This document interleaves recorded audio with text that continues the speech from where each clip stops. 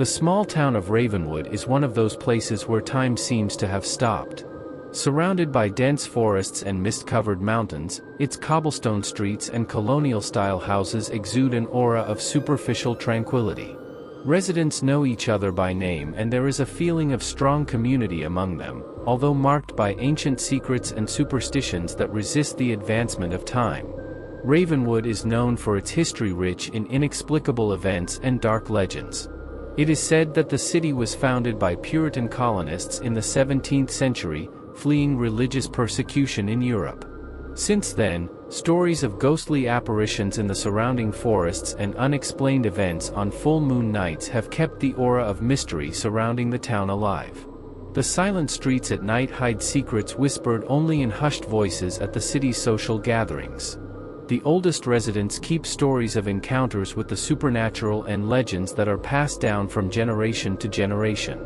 Ravenwood is a place where the line between the real and the imaginary often becomes blurred, where every corner seems to promise a new story to be told. In the center of the city stands an ancient church, whose bell echoes through the valleys and hills, marking the passing of the hours with a solemn cadence.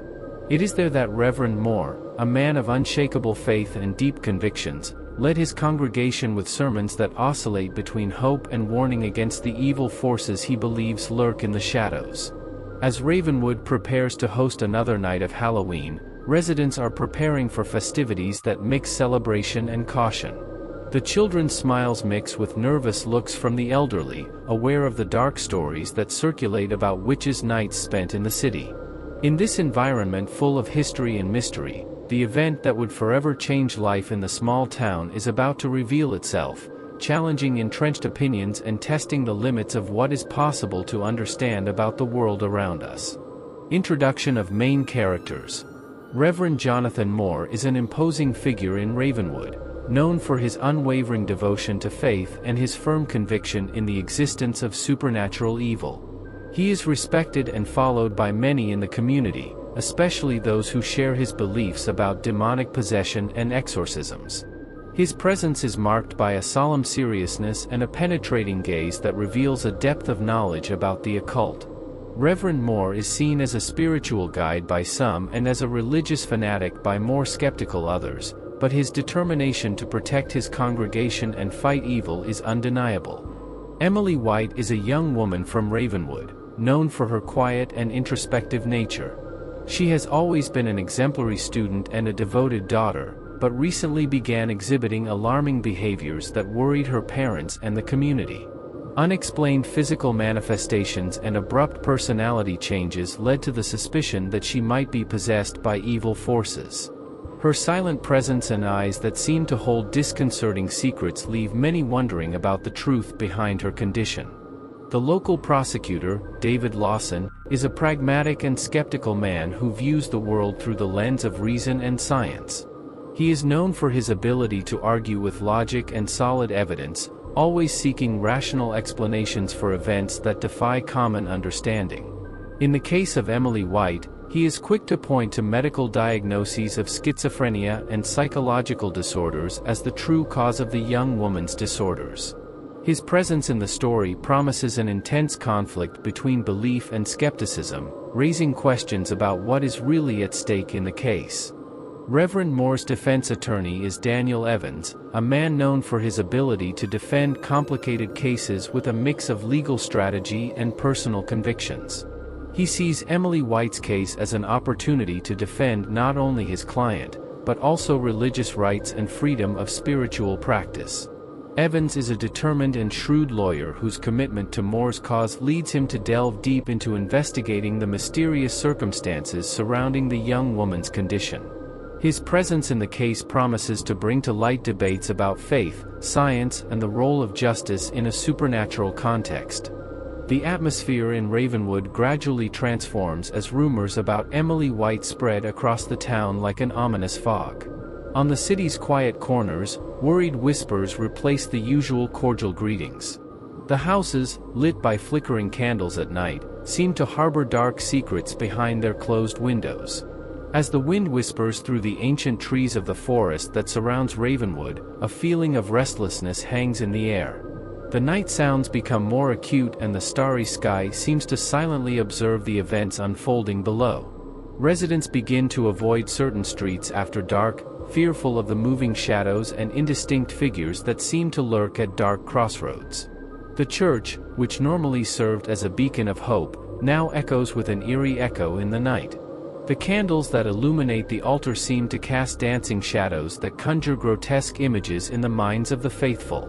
Reverend Moore, as he conducts his sermons with renewed fervor, cannot ignore the growing sense that forces beyond his understanding are moving behind the scenes. In the center of town, D.A. David Lawson's office is a stronghold of logic and rationality, contrasting sharply with the charged atmosphere of the rest of Ravenwood. He examines medical reports and interviews with a team of experts, seeking to unravel the mysteries surrounding Emily White's case. Each page turned reveals a new aspect of the human psyche, but also leaves room for doubts about what really ails the young woman. Meanwhile, defense attorney Daniel Evans delves into the city's ancient chronicles, searching for clues that could support his client's cause. As he uncovers ancient stories of possessions and exorcisms, he begins to realize that Ravenwood holds secrets that cannot be easily explained by modern science.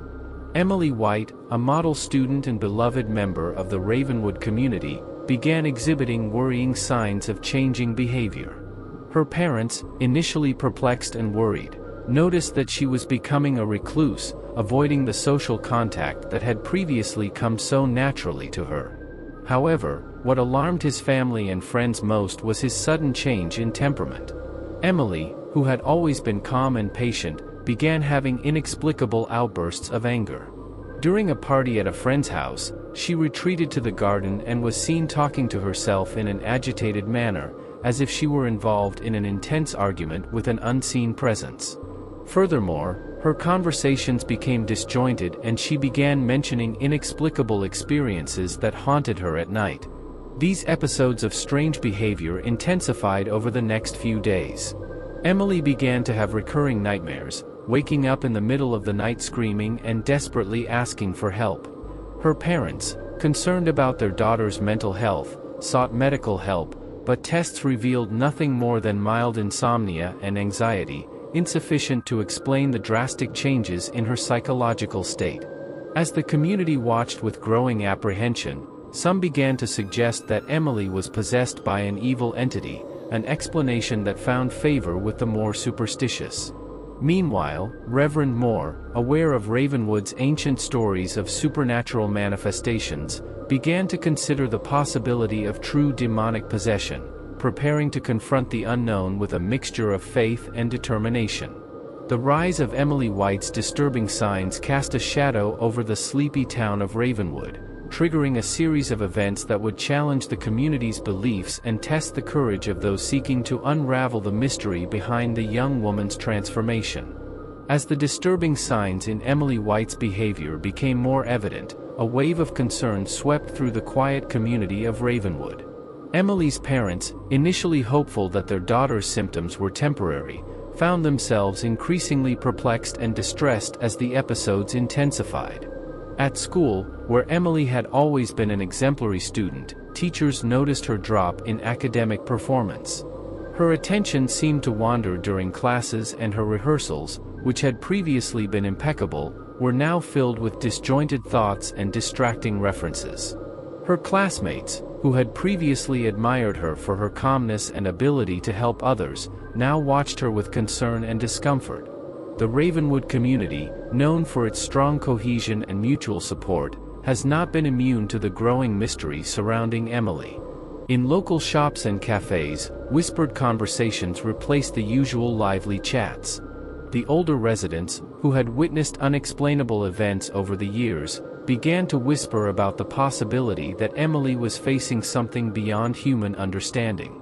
The girl's parents, desperate for answers, sought medical and psychological help, only to be faced with diagnoses that failed to fully explain their daughter's alarming behaviors.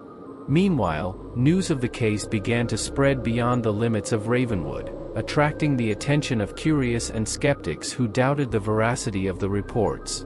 In the heart of the city, The church where Reverend Moore led his congregation became a refuge for those seeking comfort and spiritual guidance in the face of the unknown.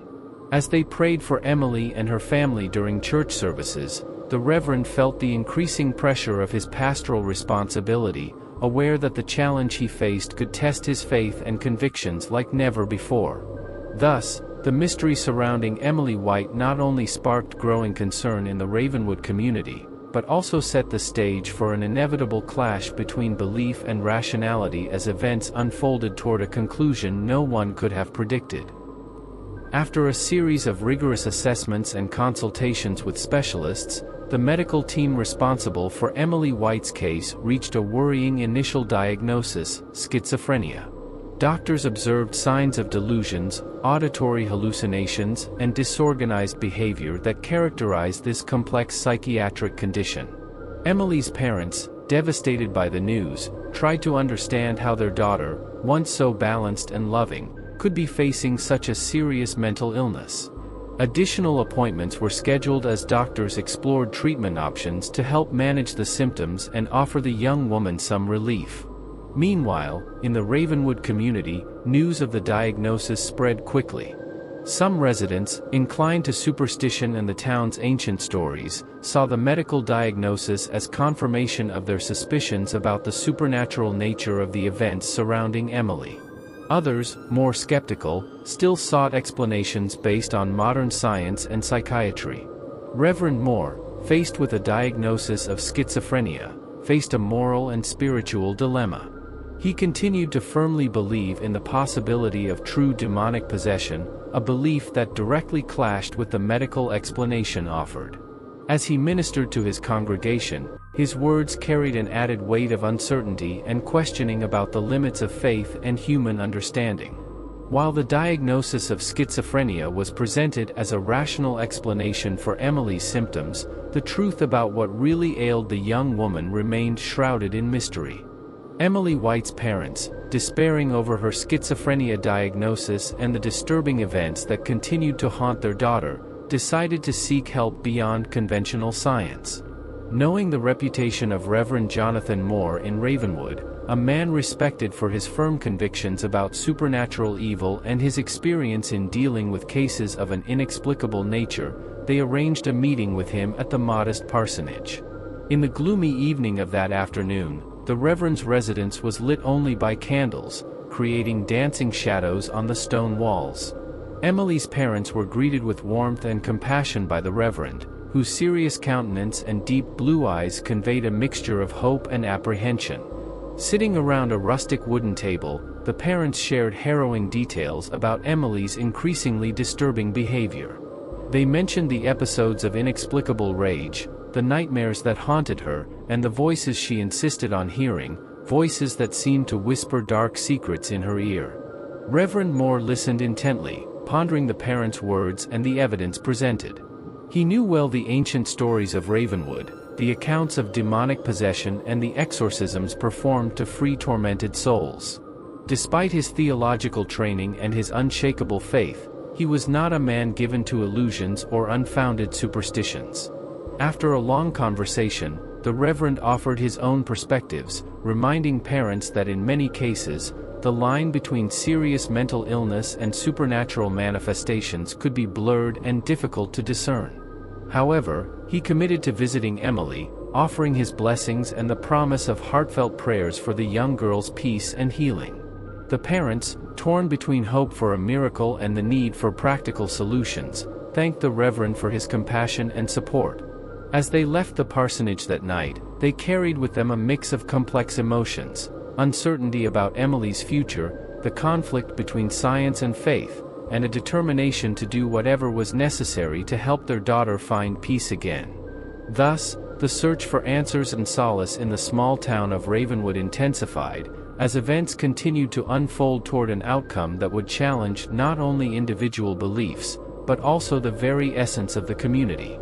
After meeting with Emily White's parents and witnessing firsthand the disturbing signs afflicting the young girl, Reverend Jonathan Moore felt compelled to act beyond the limitations of conventional science.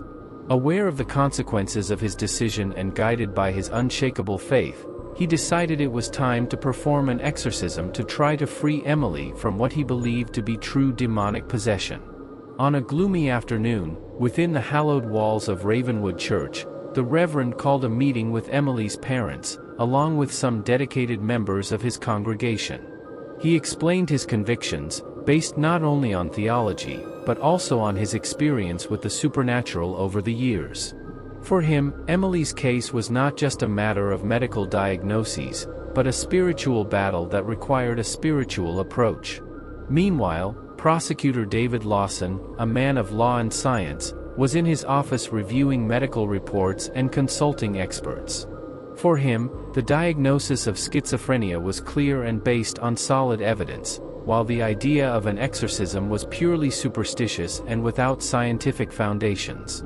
He saw Reverend Moore's intervention not only as a departure from rationality, but also as potentially dangerous to Emily's mental health. Reverend Moore's decision to perform the exorcism brought to light not only a division in the small community of Ravenwood, but also an ideological battle between faith and reason, between the supernatural and the scientific. While the Reverend prepared spiritually for the ritual, prosecutor Lawson prepared legally to challenge any attempt to interfere with Emily's medical treatment. Thus, the stage was set for an epic clash of beliefs and perspectives, where Emily White's fate hung precariously between two opposing visions of what could be causing her agony. The battle between the sacred and the secular, the supernatural and the scientific, was about to reach its climax, challenging not only the main characters, but also the limits of human understanding. With the decision made to perform the exorcism, Reverend Jonathan Moore and his congregation began meticulous preparations for the ritual they hoped would be the key to freeing Emily White from the clutches of the evil that haunted her. In the week leading up to the event, the Ravenwood Church was transformed into a hub of fervent activity. The most dedicated members of the congregation gathered to clean and prepare the sacred space where the exorcism would be performed. Crosses were affixed to the walls, incense was burned to purify the air, and sacred chants resounded through the halls, elevating the spiritual atmosphere of the place. Reverend Moore, dressed in his clerical robes, spent hours in prayer and meditation, seeking divine strength to face the challenge that lay ahead. He reviewed sacred texts and established rituals, ensuring that every detail of the exorcism was conducted accurately and in accordance with the tenets of the faith he represented. Meanwhile, members of the congregation brought sacred objects that would be used during the exorcism: holy water, crucifixes, consecrated oil, and other traditional elements used to ward off evil forces. Each item was carefully prepared and placed on the church's main altar, a symbol of protection and spiritual power against the unknown that waited outside. As preparations continued, the Ravenwood community watched with a mixture of hope and apprehension. Some residents gathered outside the church, eager to show support for Emily's parents and Reverend Moore, while others watched from afar, still skeptical about the effectiveness of an exorcism in a modern world. The days leading up to the ritual were marked by a tense silence over the city, broken only by the soft sound of prayers that floated through the open window of the church. As the sun set on the eve of the exorcism, Ravenwood prepared for an event that would test not only the faith of those present, but also the very nature of the evil that lurked in the shadows. As Emily White's exorcism unfolded in the Ravenwood Church, tension in the community reached a fever pitch. Within the hallowed walls, the Reverend Jonathan Moore conducted the ritual with a mix of determination and seriousness, surrounded by members of his congregation who recited ancient prayers and chants. In the center of the altar, Emily lay, her face pale and tense, as the Reverend's words echoed through the sacred space. The smell of incense hung in the air, creating an atmosphere of solemnity and expectation. At every moment, the Reverend and his team looked for signs of response to the spiritual invocation, closely observing any changes in the young woman's behavior. Meanwhile, outside the church, the Ravenwood community held a silent vigil. Some residents gathered in small groups, holding lit candles in a gesture of support and faith, while others watched from a distance, their expressions revealing a mixture of curiosity and disbelief at what was happening inside the church. Inside Emily's mind, a silent battle was raging. She alternated between moments of calm and agitation, her eyes closed and hands shaking, revealing the internal struggle that was being waged. Voices whispered in her mind, some comforting, others threatening, as she tried to discern reality from illusion amid the spiritual turmoil that surrounded her. As Reverend Moore continued to recite sacred prayers and perform protective rituals, the energy within the church seemed to vibrate with an almost palpable intensity. Every gesture, every word spoken during the exorcism was filled with meaning and hope, but also with an acute awareness of the challenges and dangers involved in the spiritual battle they were facing. So, as Emily White's exorcism reached its climax, the tension in the small town of Ravenwood was felt by everyone, from those present in the church to the silent observers outside. The result of this confrontation between the sacred and the profane, between faith and skepticism, was about to be revealed, with consequences that would affect not only those directly involved, but also the entire community that witnessed the event with a mixture of fear and hope. As Emily White's exorcism reached its climax in the Ravenwood church, supernatural manifestations began to occur around the young girl. The atmosphere inside the church became electrically charged, with cold drafts blowing through the halls, candles flickering without explanation, and shadows dancing on the walls as if they had a life of their own. Emily, enveloped in an aura of palpable tension, began to show signs of intense internal struggle. Her body contorted in involuntary spasms, while her voice, sometimes hoarse and whispering, sometimes guttural and threatening, echoed through the sacred corners of the church. Reverend Moore, with his unyielding determination and unwavering faith, continued to recite prayers of protection and perform the prescribed rituals, directly confronting the forces that seemed to want to possess the young girl. Meanwhile, outside, the residents of Ravenwood watched with wide eyes, some silently praying, others unable to look away from the supernatural event unfolding before them. The tension in the air was palpable, with every moment of the exorcism witnessed as a clash between good and evil, between faith and the unknown. Inside Emily's mind, the spiritual battle reached its climax. She struggled to distinguish between reality and illusion, between the voices that called her into the darkness and the prayers that pulled her back into the light. Every word spoken by Reverend Moore seemed to be a shield against the evil forces that sought to dominate her, as members of the congregation intensified their own prayers in support of the young woman. As the night wore on and the moon cast its pale light over Ravenwood, the spiritual confrontation continued to unfold in the church, challenging the expectations and beliefs of everyone present. Each supernatural manifestation, each gesture of resistance from Emily and each fervent prayer increased the intensity of the battle that would determine the young woman's fate and leave an indelible mark on the history of the community. As Emily White's exorcism continues to unfold in the Ravenwood Church, brief flashes of the girl's past begin to emerge in the minds of those present. Fragmented and disconnected memories emerge, revealing childhood moments marked by inexplicable events and hidden traumas. Flashbacks show Emily as a lonely, introverted child, often isolated from others in her school and community. Images from her childhood emerge like pieces of a puzzle, revealing moments of inexplicable fear and encounters with shadowy figures that seem to inhabit the darkest corners of her mind. As the flashes intensify, possible reasons for the intensification of the supernatural events that are now plaguing her emerge. Scenes from an old diary found by her friends, revealing cryptic notes and disturbing drawings, suggest that Emily may have been confronted with forces beyond human understanding from an early age.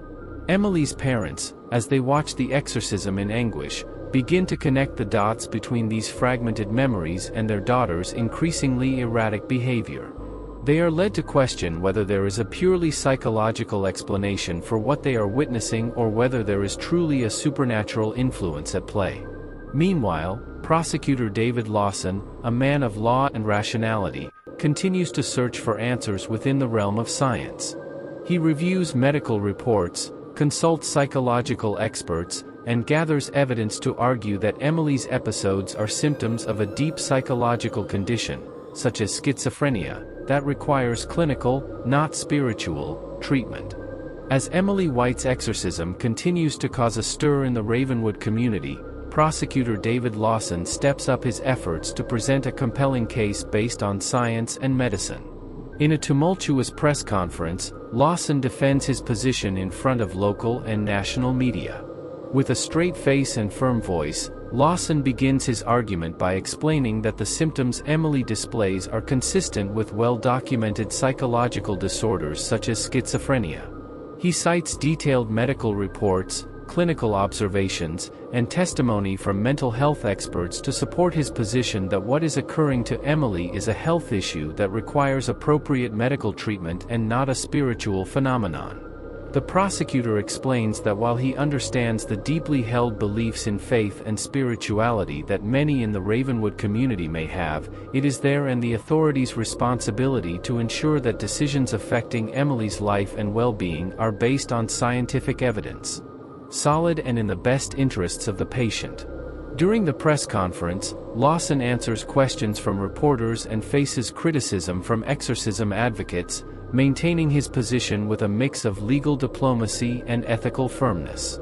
He emphasizes that his role as a prosecutor is to ensure that justice is done in accordance with the law and professional ethical standards, regardless of individual or popular beliefs.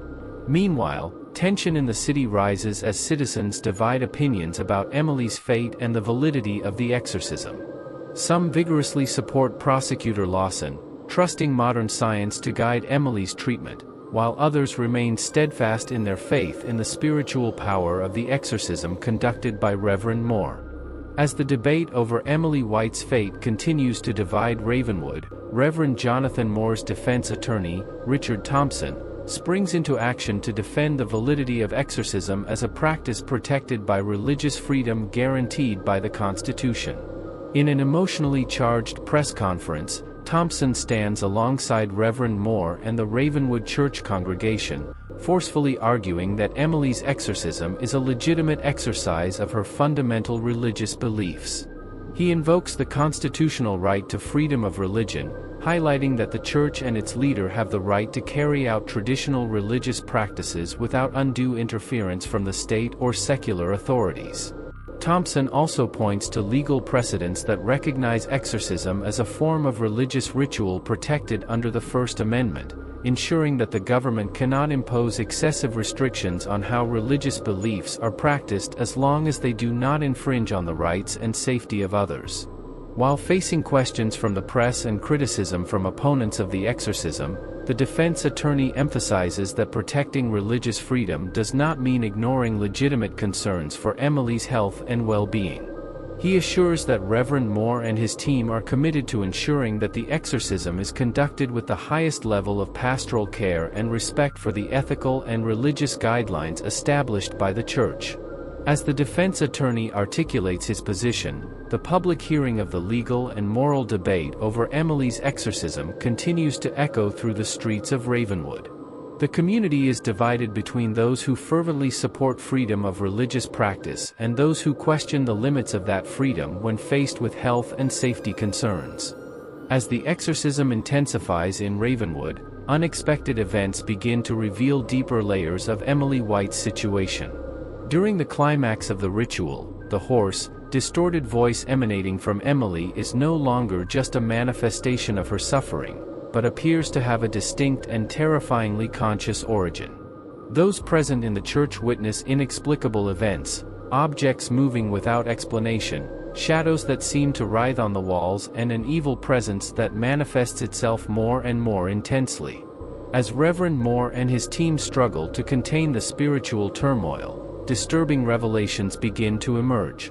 In a moment of clarity during the exorcism, Emily utters ancient, dark words, revealing that she is not only a victim of, but also drawn to, a demonic entity that has sought to dominate her soul since the earliest days of her tormented childhood. Flashbacks reveal nighttime encounters with a shadowy figure on the outskirts of town, suggesting a sinister pact that laid the groundwork for the tragedy now unfolding. As the struggle between good and evil intensifies, Prosecutor Lawson and defense attorney Thompson witness these events with increasing horror and fascination. As the prosecutor is confronted with the clear manifestation of forces beyond scientific understanding, Thompson finds his defense of religious freedom put to the test in the face of the terrible reality of what is happening. Moore's trial and the disturbing events at Ravenwood end in a surprising and ambiguous way. Despite defense attorney Thompson's tireless efforts and Reverend Moore's fervent conviction, the court rules in favor of prosecutor Lawson, who argues that Emily White's situation was a matter of mental health, not demonic possession. However, as the decision is announced at court, an atmosphere of tension and mystery hangs over Ravenwood. Witnesses who were present at the exorcism are still haunted by unexplained visions and events they witnessed in the church. Rumors and rumors spread quickly through the small town, fueling theories about the true power behind the supernatural events. Emily White, now under intensive medical care, remains silent but occasionally gives blank, unsettling looks, as if a shadowy presence still haunts her. Meanwhile, Reverend Moore faces a profound spiritual dilemma, questioning his own beliefs and the cost of his faith in the face of the exorcism's painful consequences. Attorney Thompson, for his part, continues to defend religious freedom and the validity of exorcism rituals in an increasingly skeptical world. His determination to maintain faith and justice is put to the test as he navigates the emotional and social repercussions of the trial. The trial's ending leaves open questions about what really happened that night in Ravenwood. Some residents begin to question whether science can fully explain the supernatural events they witnessed, while others remain steadfast in their religious beliefs, seeing the events as proof of the existence of evil and the power of faith. Following the traumatic events in Ravenwood and the controversial Moore trial, the small town is divided between those who seek scientific explanations for the supernatural events and those who remain true to their religious beliefs. The clash between faith and science intensifies as the community debates the limits of human understanding in the face of the unknown.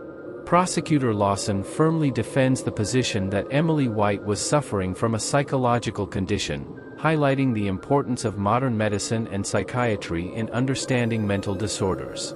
He argues that attributing unexplained events to demonic manifestations can be harmful and goes back to medieval thinking. On the other hand, attorney Thompson continues to defend the validity of exorcism rituals as a religious practice protected by freedom of belief. He confronts the idea that science can explain all facets of human existence, especially when faced with forces that transcend rational understanding. Meanwhile, the residents of Ravenwood face a cultural and spiritual dilemma, confronting their own beliefs and superstitions in the face of the events they have witnessed. Some turn to religious leaders for comfort and guidance, while others look to the scientific community and rational inquiry for answers. The nature of evil is a central topic of discussion, with Ravenwood questioning whether the demonic presence was real or just a manifestation of collective fear and psychological trauma. Emily White's story and supernatural events leave an indelible mark on the city, provoking deep reflection on what it means to confront the unknown and the inexplicable. The events in Ravenwood raise profound questions about the limits of human understanding in the face of the supernatural. As the community tries to process the disturbing events surrounding Emily White and the controversial exorcism conducted by Reverend Moore, heated debates arise over what can be explained by science and what transcends such explanations. Skeptics in the town, led by prosecutor Lawson, argue that all phenomena observed during the exorcism can be attributed to complex medical and psychological conditions. They point to scientific studies that explain phenomena such as hallucinations, mass hysteria, and dissociative disorders as possible explanations for Emily's behavior and the events that occurred at the church. On the other hand, defenders of the faith, including attorney Thompson and many of the community's faithful, argue that there are mysteries in the world that science cannot yet fully understand. They highlight that the exorcism was carried out based on beliefs deeply rooted in religious faith, which attribute the presence of evil to supernatural and spiritual entities. The story of Ravenwood, therefore, not only challenges individual beliefs, but also provokes collective reflection on how different perspectives can coexist in a modern society. The discussion about the limits of human understanding in the face of the supernatural continues to resonate in the city, leaving questions without definitive answers and encouraging an openness to diversity of thought and experience. The disturbing events at Ravenwood not only sparked a debate about faith versus science, but also opened the door for deeper exploration into the themes of psychological and paranormal horror. The narrative of Emily White and the exorcism performed by Reverend Moore challenges the boundaries of what is perceived as real and calls into question the nature of evil. The residents of Ravenwood, now faced with their own beliefs and fears, find themselves immersed in intense discussions about the limits of the human mind and the possibility of supernatural forces influencing their lives. Eyewitness stories, doctors' reports, and the opinions of paranormal experts are debated on the city's streets, as everyone seeks to understand the unexplainable. The invitation to explore these themes is not limited to the geographic boundaries of Ravenwood. The city's history serves as a mirror to universal questions about the unknown and the uncontrollable. As human beings, we are constantly faced with what we cannot fully explain, and Ravenwood becomes a symbol of this journey towards understanding and accepting mystery. Therefore, the invitation for open discussion and exploration of these themes is not only a call to understand the events of Ravenwood, but also a reminder of our ongoing search for answers in a vast and often frightening universe. The story of Emily White and the exorcism at Ravenwood are a bridge to deep questions about the nature of reality and our own understanding of it. In light of the mysteries revealed in Ravenwood, we invite you to reflect on the complexities of faith, science, and the unknown. As a global community, we can learn from stories like Emily White's, exploring the frontiers of the supernatural and challenging our own beliefs. Share your thoughts in the comments below and join the conversation about what really happened in Ravenwood. Don't forget to subscribe for more intriguing content and keep exploring the limits of human knowledge.